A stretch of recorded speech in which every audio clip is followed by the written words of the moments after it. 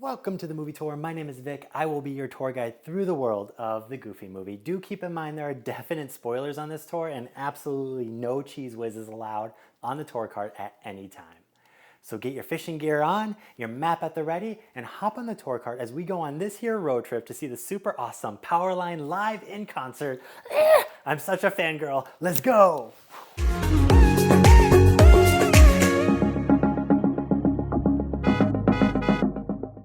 The Goofy movie came out in 1995 with a budget of $18 million and it grossed $35 million worldwide. But it really thrived on home video and is now considered a cult classic. The movie was directed by Kevin Lima, who also directed Enchanted, Tarzan, 102 Dalmatians, and he even had a hand in writing the movie Aladdin. The movie starts off with a dream sequence. Max is having a romantic dream about his high school crush, Roxanne. But things turn scary. Max starts to turn into his father, Goofy. Roxanne screams, and Max awakens, relieved to see that it isn't so. His Mickey Mouse phone rings, and it's PJ, whose name, by the way, stands for Pete Jr. Max is running late. Goofy walks in, and who vacuums in a towel? Also, who vacuums clothing? Dude, he vacuums the cardboard cutout of Powerline. Ugh. Powerline, by the way, was inspired by Michael Jackson, Prince, and Bobby Brown. One of the other names considered for that character was actually Deep Freeze. I think they chose right with Powerline. Also, I don't think that Goof and the singer are really seeing eye to eye here. Goofy gives Max his lunch, and Max then begins the song of my childhood, After Today. Now, Max is voiced by Jason Marsden, who is in fact a talented singer, but he did not perform any of the songs in the film. Disney wanted more of a Broadway-style musical actor to provide Max's singing voice, so Aaron Lohr took the role. During this song, by the way, there are so many students. Can we just talk about how Max just got off the phone and found out he was running late? That means that all of these students are running late too. This school has a massive truancy problem and that probably should be amended. Hey look, it's the Aladdin soundtrack. Max bumps into his crush Roxanne and he runs. Not the best way to talk to a girl you like. This kid needs to go watch Hitch and learn something. Next, we are introduced to the greatest character in the film, Bobby. Bobby is played by Pauly Shore, but he is uncredited by his own request. He didn't want Disney to sell the movie based on his name as they did with Aladdin and Robin Williams. Bobby drinks out of a water fountain with a straw. This dude is a visionary. He is here to help Max impress Roxanne, and he also asks for payment in the Cheese Whiz variety. Clearly, this is how people got paid before they got paid in Trident layers. Would you mind if I paid you in gum? That's me Trident layers. Gum with layers of flavors. Of course you can pay me in gum. PJ is there as well to help out, and he is voiced by Rob Paulson, who is known to voice Pinky in Pinky and the Brain. Gee, Ray, what do you want to do tonight? The same thing we do every night, Pinky. Try to take over the world. The school assembly has begun, and Stacy invites all of these people to her party. That's a lot of people. Like, that's at least this many. How big is her house that she could fit that many people in her house? Bobby is seen welding. Yeah, a miner with an open flame. Nothing could go wrong there.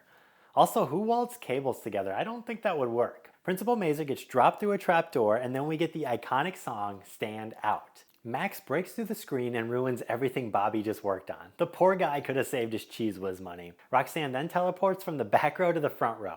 I need that power when I go to concerts. Oh, never mind, look, she's in the back row again. Wow, that power doesn't really work very well if you just keep going back and forth. I don't want it. Look at Max go. Man, every kid, myself included, wished he was as cool as Max was in this scene. But, of course, the song gets stopped by the principal. Mazer then takes off Max's glasses and immediately knows it's Max. Like, what? He couldn't figure that out before?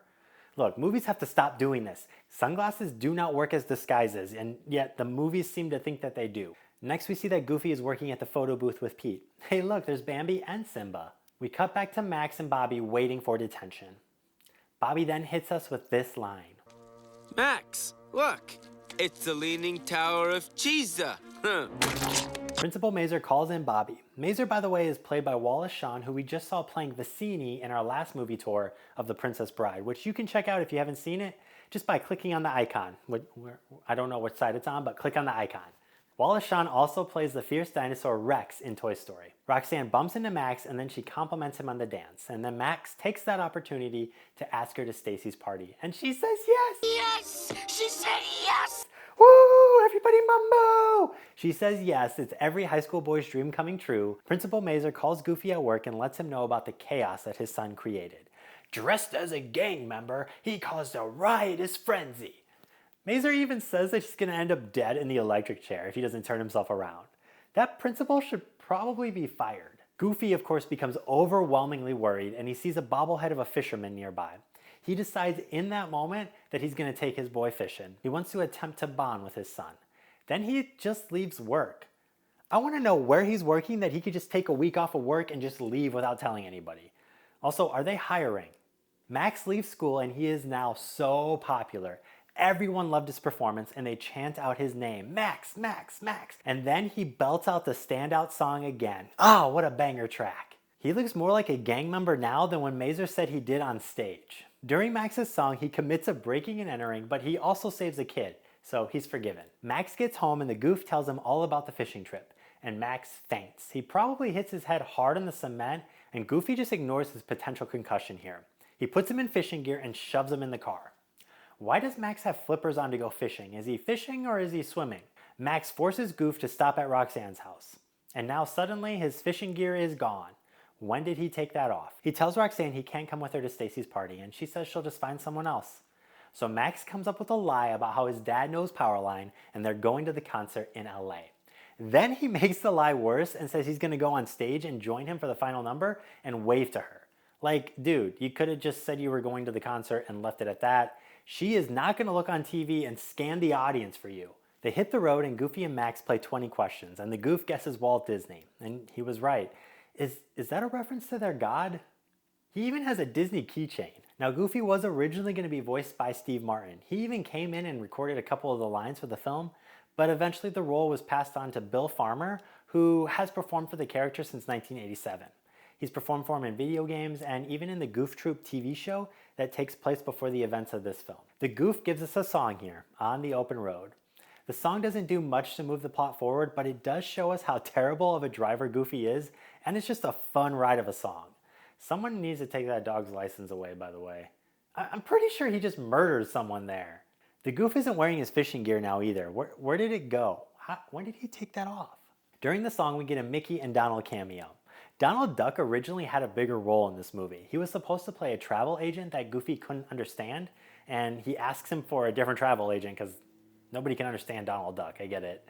And I feel like that would have been pretty funny. They pull up to Lester's Possum Park, a place for my childhood nightmares, and it is heavily inspired by Disney's own Country Bear Jamboree. Max is not having it, and I get it. Goof is bringing him to all the places he went to as a kid, and I'm surprised that this place was even financially stable enough after all these years to stay open. They don't even charge for parking. And the parking's always free! Max runs out to the car and just wants to leave. Aw, poor Goof, he just wants quality time with his son. They leave and eventually set up camp, and both of them are not connecting at all. Pete shows up in his crazy RV that he somehow affords on a photo department salary. Man, I want this RV. Also, now that photo department has no one working at it. Both of them are on vacation? Seriously? Oh, they must have a job opening now.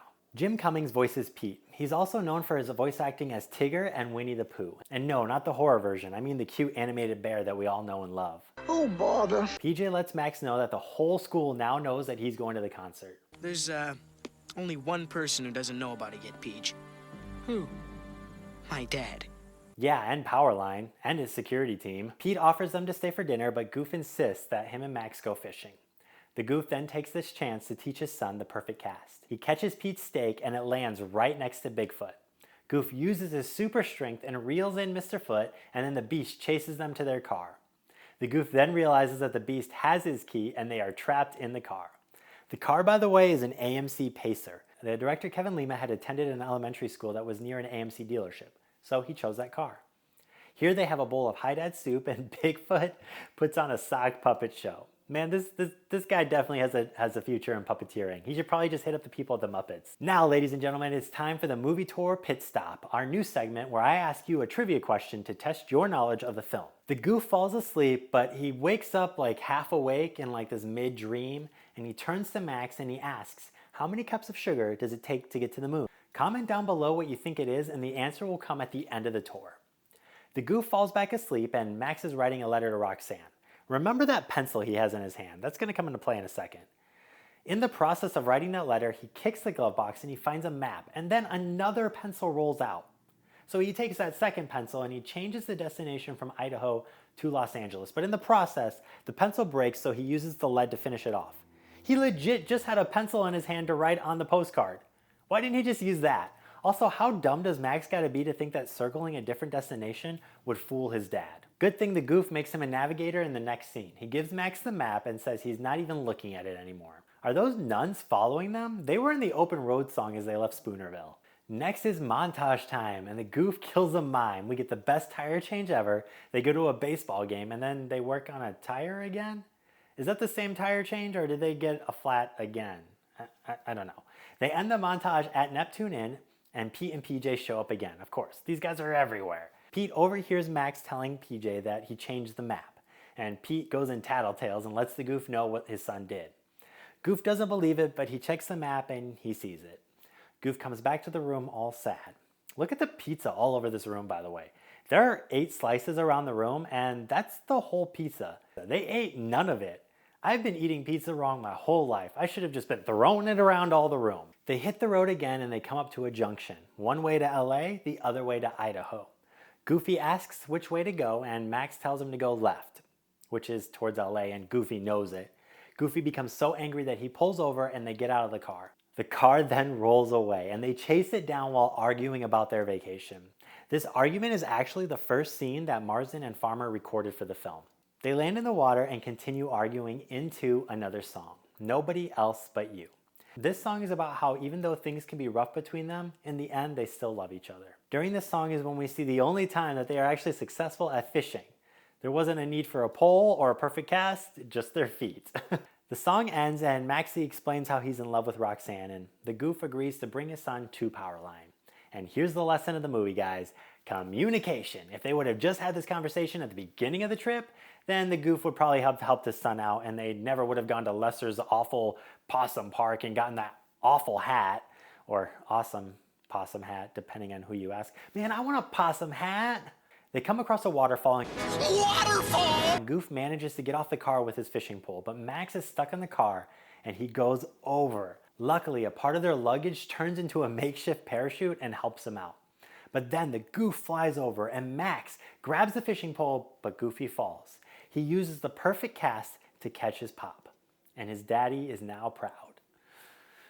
Why can't my daddy be proud of me? The goofs then sneak into some luggage to get backstage. Now we get the greatest song of the movie, Eye to Eye. Powerline's music just does it for me. Tevin Campbell sings for this iconic singer, and all the Powerline songs were recorded at Prince's studio in Paisley Park. Goof runs into the wrong room and ends up on stage. Max climbs the lighting to avoid the security guard, who follows him and definitely dies from that. Max falls down and begins dancing. He has finally made it on stage. Powerline just stole Goof's perfect cast and made it his official dance. The goof better get royalties for that. They pull up to Roxanne's house and the probability of the car still working is 0. Max walks to her door ready to tell her the truth, worried that she will end it all. He explains the situation and Roxanne is very forgiving. Goof pushes the bumper back on his car and then it explodes. Goof should be dead here, but no, he lands through Roxanne's roof smiling and Max introduces his dad to his new girlfriend. And the movie ends there. Let's go back to the pit stop, and the question was, how many cups of sugar does it take to get to the moon? How many cups of sugar does it take to get to the moon? 3.5. Did you get it right? Yes? Great. If you got it right, I want you to like the video so I know you got it. A Goofy movie did have a sequel, The Extremely Goofy Movie, where Max goes to college and his dad decides to join him.